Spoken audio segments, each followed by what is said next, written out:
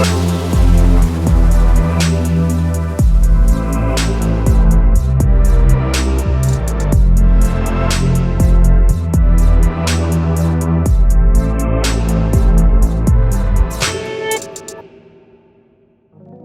up guys, today I'm going to show you how to create this dreamy effect inside of Premiere Pro.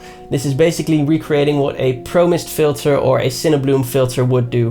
And while I'm here, I might as well show you how I color graded these clips from start to finish. So it's going to be a bit of a color grading tutorial and an effects tutorial. I've also put timestamps down below, so if you just want to see how the dreamy effect is created, just click there. First off, a couple of disclaimers. I am by no means a color grading expert. This is just what has worked for me and specifically what has worked for the clips that I showed you. Secondly, I didn't create this dreamy look and diffuse highlights effect by myself. Shout out to Aiden Robbins for that one. He has a great video on diffuse highlights.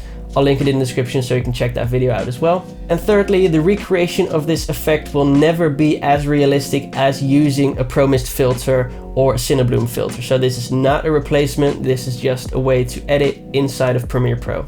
Now we're inside of Premiere Pro. This is the color graded clip, the final clip, very dreamy. This is the original, very flat color profile, very shaky as well. So to combat the shake, I slowed down the clip. It was filmed in 100 frames per second, so we could slow it down to 25%. Of course you can still see the shakes, but it's way less and way more cinematic. Also, we got very lucky with these kind of particles floating around, so that gave the shot a cool effect as well. Let's move everything back and just use the original clip. All right, the first thing I'm gonna do is correct the white balance. The white balance is just a bit off, so we have her shoes here which are white, but there's also this white plate here which was very handy. I'm going to click on that, and this is of course not the correct white balance, but I quite like this look, so I'm going to make it a bit less intense. I feel it's a bit too much on the warm side. If we look at the lumetri scopes, the clip is already pretty well exposed. I'm not going to do anything to the exposure. I'm going to add a little bit of contrast. And for the highlights, I already know I'm going to do the Cinebloom effect, the diffused highlights effect, so I don't really care if my highlights are blown out, as you can see here in the lumetri scopes. So I'm going to raise the highlights and I'm going to raise the whites, and then for the darker parts in the image, I am going to take down the blacks until I see something touch, which is about there. That's probably going to be her jeans. So next we're going to go into the curves section. I'm going to just do a basic S curve, nothing too crazy. Then I'm going to move into the hue versus saturation curve. For this particular shot, I don't want any purple in my shot. I just want it to be very warm colors, so I'm going to completely take out the purple, and I'm going to go to the hue versus hue, and I'm just going to slightly bump up the oranges to a more reddish color, just to give it that warmer look. Next, I'm going to go to the creative section. I pretty much always work in this order. It's first basic correction, then I go into the curves and I make whatever adjustment I want to make in there. And then I go into the creative panel and I add a LUT.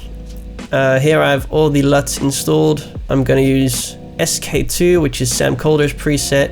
Obviously that's way too much, so I'm going to bring the intensity down to around 20%. I think that looks a lot better already. Let's see the before and after. Yeah, it just gives the greens this kind of golden look. Next, I'm going to add another lumetri color effect. Lumetri color. And I'm going to call this one bottom gradient. Name this one as well. Call this the base layer, base, just to stay organized. And I'm going to, in the bottom gradient, I'm going to create a mask, and I'm going to drag it over, let's say, the bottom half of the image, and then I'm going to feather it a lot, and I'm going to go into the curves panel, and I'm going to literally just drag down this curve And what it's going to do, it's going to create a gradient at the bottom of the screen, which is going to direct the viewer's eye to the middle of the screen, which is where I want the viewer's eye to be. Alright, so now we have a bottom gradient. You can see if I turn it on and off, that makes a huge difference. I think that looks way better. The next thing I'm going to do is I'm going to do the same.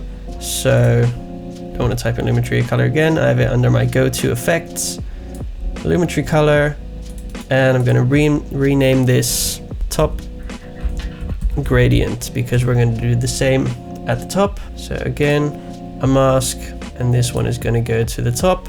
Feather it like crazy, and then again I'm going to go into the curves panel, and I'm going to drag up this time. So it's going to make the top a lot lighter and the bottom a lot darker.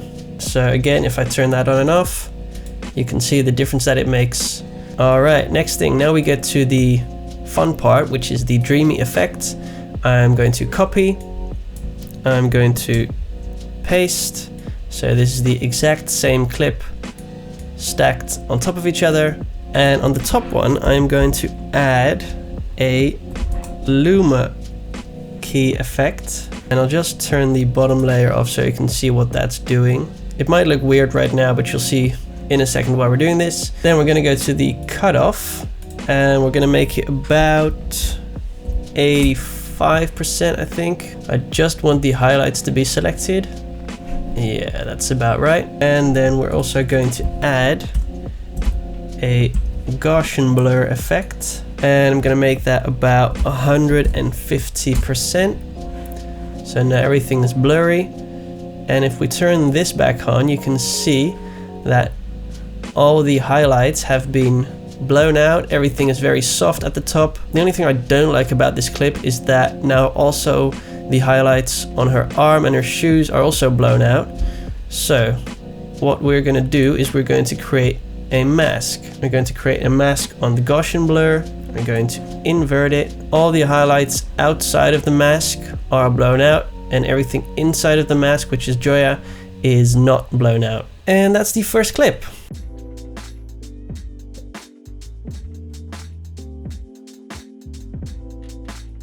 So let's move on to the second clip. This is the final color graded image. We're working with this clip. This is the original. It's a shot of my friend Max walking in a field somewhere. Again, this is slowed down to 25%. So again, I'm going to start in the basic correction tab. I'm going to again adjust the white balance. Luckily, Max is wearing white socks and a white, I don't know what it is, under sleeve or whatever. And right now that looks very, very green. But in this shot, you have a lot of green in the image anyway, so I kind of prefer it. I'm going to dial it in a little bit, make it a little bit less extreme. I think around there is good. See the before and after. Yeah, here it's still very blue, and kind of see the magenta. A lot more moody, a lot more of that filmic look that I like. Let's have a look at the Lumetri scopes. So the Lumetri scopes are already pretty balanced, I would say. I'm not going to touch the exposure. I will give it a little more contrast. Let's see, maybe bring up the whites a little bit. Gonna leave everything else the same. The black's already touching down here, so I'm not going to touch those. I might bring the shadows down just a little bit. Next, again, we're going to go into the curves panel. Again, I'm going to create a simple S-curve just to add that bit of contrast. I'm actually going to add the S-curve in all the channels just to give it that extra contrast in color. So now it definitely has that moody film look. Let's turn that on and off. Yeah, you can just see the difference that it makes. And by doing all of the channels, you eliminate any color changes because all the colors have shifted in the same way. Does that make any sense? As I said, I'm not a color grading expert, but yeah, for this filmic look, I might bring up the blacks a little bit just to give it that faded black kind of look. Next, we're going to go into the hue versus saturation curve. Again, I'm going to take out the purple. I don't want any purple in my shot, but I'm not going to drag it down all the way because I do want some blues in my shot. So as you can see there in the background, it really adds to the fog here in the background and maybe the clouds as well. So I'll bring that down to around here. Around there is good. All right, I'm not going to touch any of the other curves. I'm going to move straight into the creative panel, and I'm going to add a different LUT this time. I'm going to use the Allen Palander Cappadocia LUT. Cappadocia, is that the way you say it? Cappadocia. Lower the intensity again. I'm going to do about 30%. I think that's good. I use LUTs as a kind of final touch to the image. I first like to do everything in the color grading myself, so everything in the basic correction and everything in the curves panel I like to do first.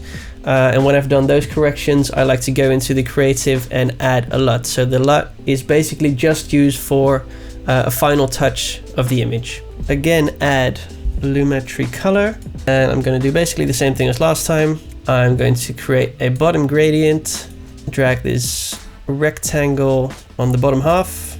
I'm going to feather it a ton and drag down to give it that darker look. And let's stay organized. So again, I'm going to name this bottom gradient. Again, I'm going to call this base layer. I do the naming so I can easily find in the color panel whichever one I'm looking for. So this is the bottom gradient that I'm working on and the base layer. And if I ever want to make change to the base layer, I know I'm in the base layer because it says here at the top. Just an easy way to stay organized. Next, we're going to add another Lumetri color effect. And this time I'm going to name it Pinch Highlights. Before I do anything, I'm going to go into the base layer and I'm going to look at the Lumetri scope, and I'm going to bring down the whites and the highlights. And you can already see in the clouds here, first it was very blown out, but you can really see there's still a lot of detail in the clouds. I'm going to go into the curves, and I'm only going to play with this curve. I'm going to create a couple points, and then I'm going to grab the end and then drag it over to the left. And you can already see just by looking at the Lumiscope, the highlights are going to get a lot more contrast.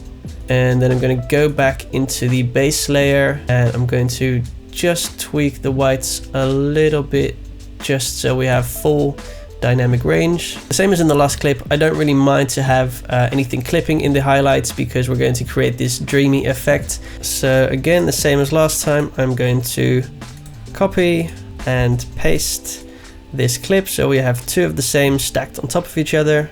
For the top one again, I'm going to add the Luma key effect, and again I'll turn the bottom layer off so you can see what you're working with.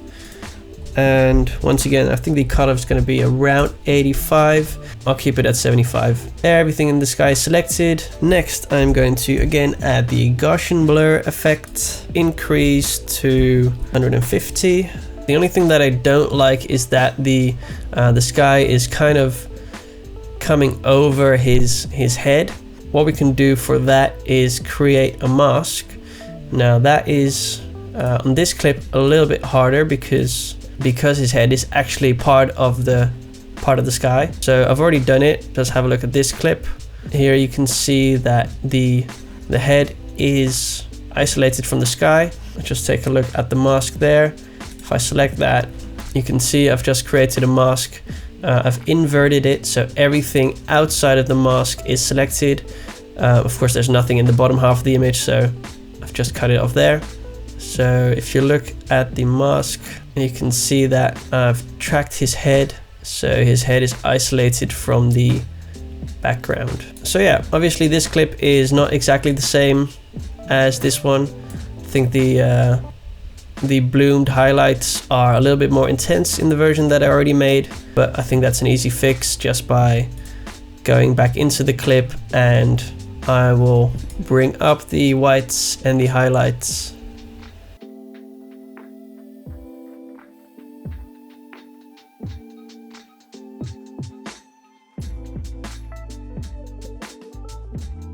So yeah, that is how to create this dreamy effect inside of Premiere Pro. Again, it's not going to be as good as actually buying a Pro Mist filter or a Cinebloom filter and actually using that. It's not a replacement for that, it's just a way of editing inside of Premiere Pro to diffuse your highlights and get that softer and dreamy look. If you like the video, please consider liking the video or even subscribing to the channel. And if you want to see any other tutorials, please leave them in the comments below. Bye.